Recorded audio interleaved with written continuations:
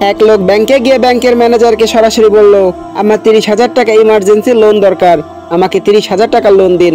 ব্যাংকের ম্যানেজার তার কথা শুনে একটু সন্দেহ চোখে দেখলেন আর বললেন, আমাদের ব্যাংকের নিয়ম হলো ব্যাংক থেকে টাকা নেওয়ার জন্য কিছু জামানত রাখতে হবে, কিছু জামানত রাখুন, তাহলেই আমি টাকা দিতে পারবো। ওই লোক তার পকেট থেকে BMW চাবি বের করে টেবিলের উপর রাখলেন আর বললেন, এই হলো আমার BMW চাবি, আমার গাড়ি বাইরে পার্কিংয়ে দাঁড় করানো আছে, ওই গাড়িটা রেখে আমাকে 30,000 টাকা লোন দিন।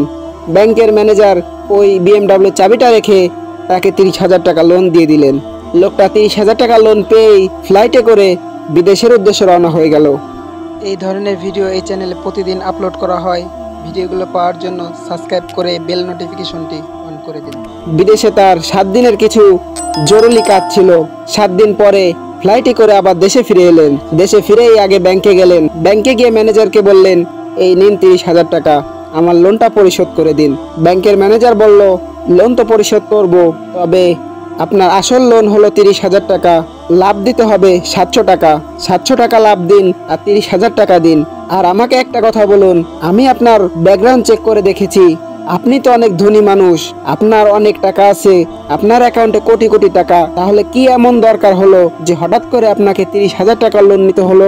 লোকটা বলল, আমি এমনি এমনি 30,000 টাকা লোন উঠাই নাই, আমার এই গাড়িটা আমি বাইরে পার্কিং এ রাখতে গিয়েছিলাম, এই গাড়িটা পার্কিং এ রাখার জন্য 5,000 টাকা চেয়েছে, তাই বুদ্ধি করে ব্যাংক থেকে লোন নেওয়ার নামে এই গাড়িটা আমি জামানত হিসেবে রেখেছি।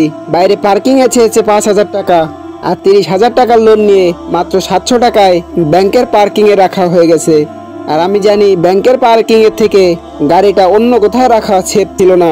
এদিকে আমার গাড়িটাও সেফ হয়ে গেল, আবার 5,000 টাকার কাজ 700 টাকায় হয়ে গেল।